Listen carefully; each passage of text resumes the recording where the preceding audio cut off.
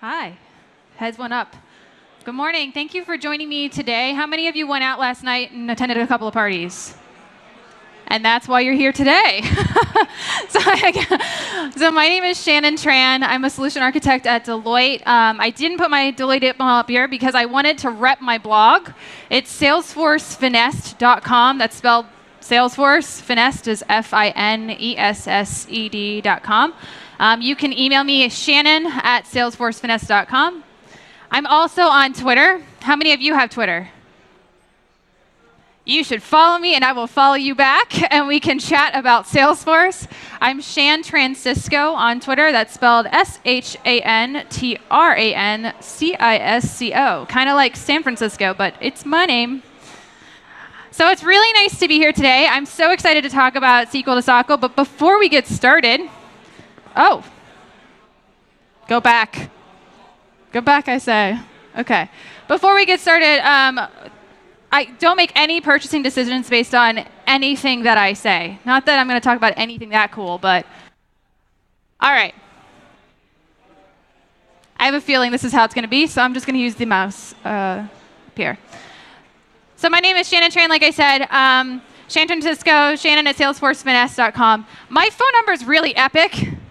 It's 470. I'm probably the only person doing this at Dreamforce, too. I'm giving everyone my phone number. But it's 470-LUV-SFDC. I'm really proud of it. So feel free to text me anytime about Salesforce stuff. That said, I have a few certifications. I'm trying to tackle the CTA pyramid. And that's only something that I recently started saying.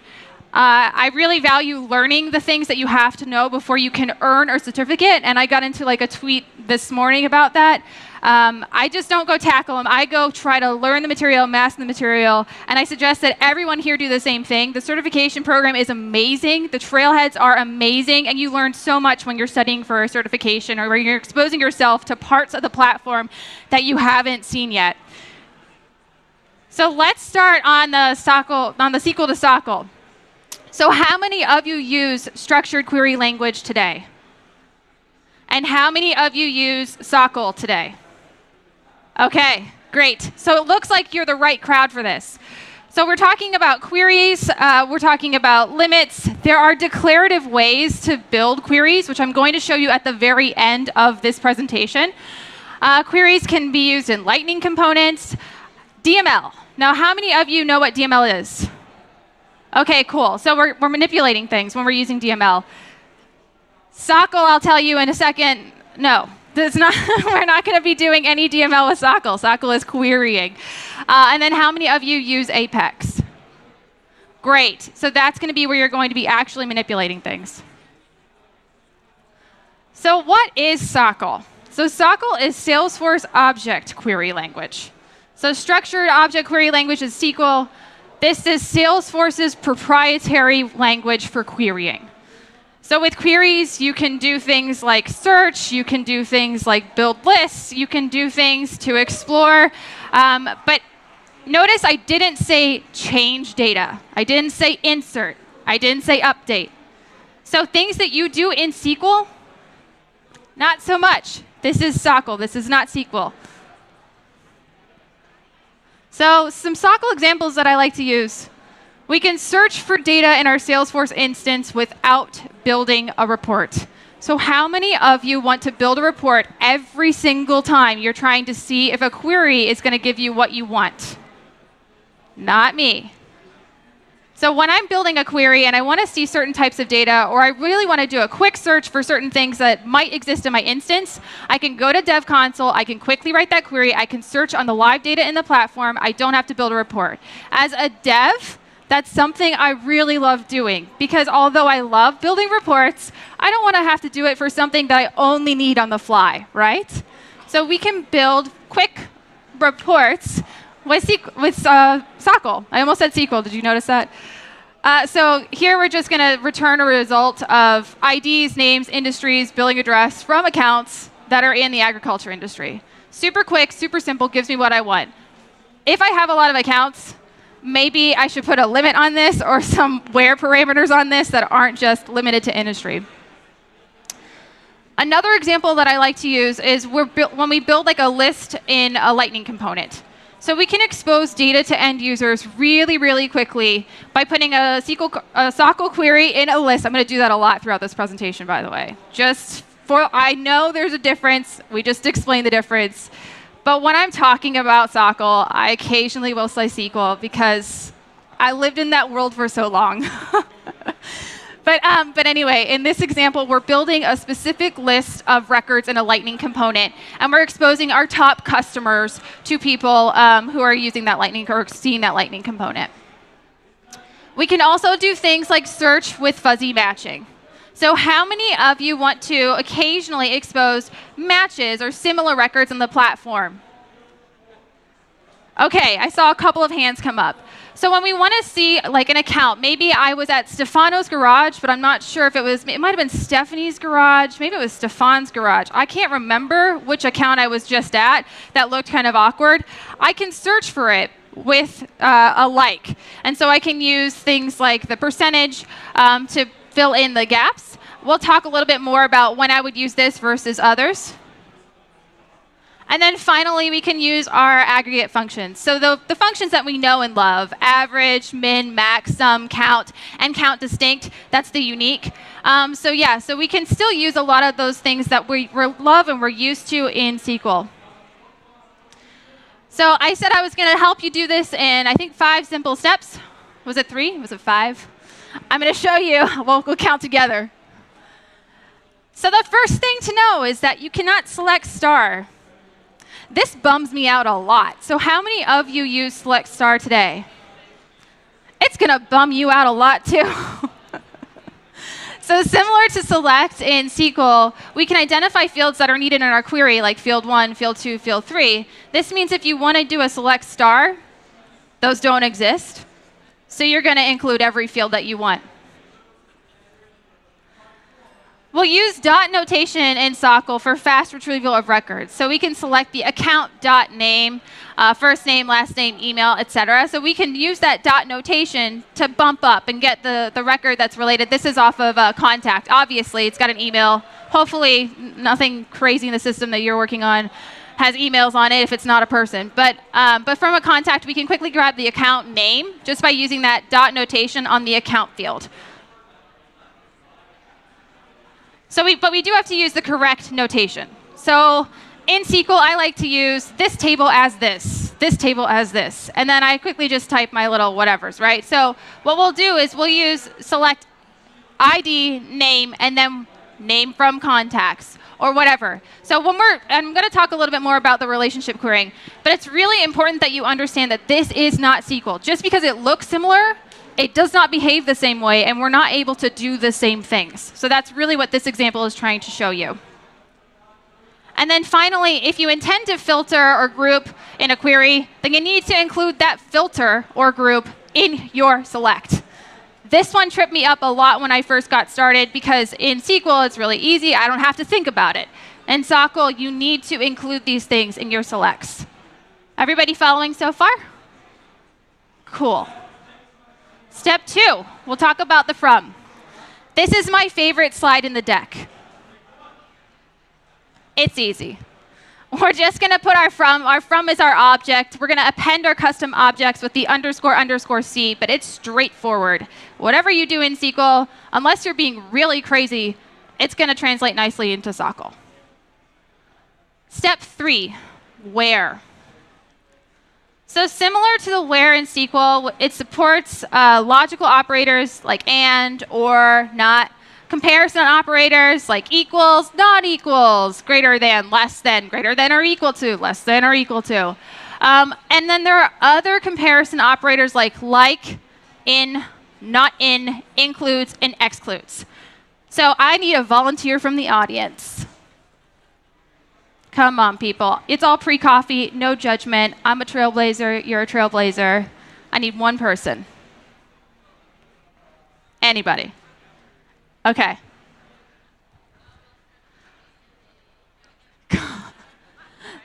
So yeah, you can. This is a really quick one, actually. So nice to meet you. I'm Shannon. Christina. Christina. Everybody, can I get Christina a round of applause? So Christina, I'm going to give you a quick quiz. Have you used like in, not in, or includes or excludes before? So do you know that the includes and excludes and when they're used? Includes would be if you have a long list of values and you want to know if the value you're searching for is in that list. So, awesome. So Christina answered correctly. So includes is going to be for multi-pick lists. Excludes is multi-pick lists. This is special to Salesforce. Thank you. I don't have a prize for you, but I have a hug. I'll take it. Awesome. Thank you again. Can I get another round of applause for Christina? So this is something that's different in SOQL. We don't have these things in SQL the same way. We use includes and excludes in multi-pick lists in SOQL. All right, so the like. So we talked about using that percent sign earlier. That percent sign is used for one or more characters. Really important because sometimes you don't need to search for more than one character. We use an underscore wildcard when we're only searching for one character. So when we're doing that matching and we know it was either Stephanie's with a PH or Stephanie's with an F, we're going to use a percent sign. When we can't remember if Stephanie started with a C or Stephanie started with an S, we're going to use an underscore. Everybody got it? Cool. And then group by, order by, having. So these are all available to us as well. They're conditional expressions. We can include conditions in the select to avoid issues. I mentioned this earlier. And then finally, use things like the sort, so ascending, descending, and offset. How many of you have used offset? So this one's really cool, and not enough people know about it. So what you can do with offset is, let's say that your query returns 200 records, but you only care about, depending on how you're sorting, the last 100 records. You can use an offset to return those last 100 records without changing your sort order. So you can say, I want to offset it by 100. That'll give you the next set of 100 records. So it's really cool. All right, so now we're at the fun part. So how many of you have experience with joins in SQL? Yeah. So joins do not, and I put this in air quotes, they don't really exist in SOQL. Relationships do, though. So I need a volunteer from the audience. I'll come down and ask you the question, but I need one more. I'm going to come over to you because I saw you get up earlier. So, hi, I'm Shannon. Hi, I'm Leonard. Leonard, nice to meet you. Can I get a round of applause for Leonard? Awesome. So Leonard, can you just give me one example of a relationship that you might see in Salesforce between different objects? A master-child relationship? Yes, master detail relationship. So we have those parent. Thank you, Leonard. Round of applause for Leonard while I hike up the stage again. Okay, so this is the relationships that you can use. So we have two main types. We have parent to child, and then we have child to parent. There are limits. So Salesforce is a shared infrastructure. It's multi-tenant. So we have limits that we wouldn't normally have in our crazy SQL database because it's on our computer, whatever. We have limits in Salesforce that we don't normally have. So just be aware of that. No more than 20 parent to child relationships per query. No more than one level for the parent to child. What that means is parent to child. We can't go down multiple levels. And we can do an inner join, and I'm going to show you how to do that. So how many of you know the difference between an inner and outer join? Cool. So with an inner join, what you're doing is you see two tables. Let's say that, let me show you my example. Just a second. Okay. So here's a table. We have a table of adults and a table of children. So every child has one adult relationship. So the parent in this is, let's say the adult is an account, the child are the contacts. I know that there are people out there who have accounts that don't have any contacts. Yes, I get upset when the sales reps do that to me too. but okay, so we have the adults, we have the children. Notice that Shannon up there doesn't have any children in the children column of my query result. That's because I don't have children, but my friend Elizabeth does, and my friend George does. So what this query is showing you is the first name of the children that they have. What we can do is we can actually build out an inner join. I'm going to show you that. So here's what the inner join, no, this is not, this is the children. I thought I had it in here. I'll have to link it. But what this inner join query does is it takes Shannon out of that picture. So you wouldn't see her here because I don't have children. So what I can do is limit my query for only the children where there's or for only the parents where there's an ID of that parent in the subquery. For child to parent, there are also limits. So we are limited to 35 child to parent relationships per query. That's a lot if you're doing that in one query. More props to you because I have not seen a need for that. We're limited to no more than 5 levels. So by levels, I mean you're going up a level to get the account, you're going up a level to get the owner details. So for contact, account, owner, first name, that's 3 levels. Now that's 4 things though. So if you're not used to using this kind of notation to grab something, the way that I remember how many levels something has is I look at the dots and I count the dots. So from contact to account to owner to first name, that's 3 dots, that's 3 levels. From contact to name, that's 1 dot, 1 level. And then our query, I already showed you this one, but our query, if we query from the children, we can see the parent information. So in this one, we see the children, we see the parent information as well. All right, so it was 5 steps. So step 5, we're ready to build some queries. We're ready to test out what we've learned today. Where do we do that? So what you saw me doing was everything in the dev console. So I love it because it's quick, it's fast. I'm already in Salesforce. I don't have to go anywhere else. I can see real live data. Love it. We can also use Workbench. So how many of you have used Workbench? Brilliant. So Workbench is declarative. That was something that I mentioned earlier. We can build out queries pretty declaratively. You can select the fields. You can select the operators. You can expose different data that way too. And then there are also plenty of AppExchange products. The one that I'm going to point out is Cloudingo, but there are others out there too. So if you need to do more, if you were looking for something more robust, or maybe if you already have something, you can probably use it. I put together a cheat sheet. It's at the end of the deck. The deck's going to be posted in the session chatter. It includes all of the things that we talked about today and a couple of bonus things, like the max statement that you can write is 20,000 characters, and the max where clause that you can write is 4,000 characters. And then finally, I know it's early. I put some resources in here so that after you have your coffee, you can move out to Trailhead, tackle some of those trails, check out the dev docs. I freaking love the dev docs. They're so great. Like, I love Trailhead too, don't get me wrong, but I also love the dev docs, and I hope that y'all love the dev docs as well, because it's just, I love working with Salesforce because everything is so well documented. And then finally, we have outstanding people in the community, and I'd like to call out that I have a couple of blogs linked here. Please check them out. Jeff Douglas has an amazing blog, and then Kieran has an amazing blog as well, the Woman Code Heroes. But that's it. I have a few minutes left, so I'd love to get your questions if you have any. But I want to also thank you so much for being here early, and thank you for participating, audience members. Can I get another round of applause for those audience members?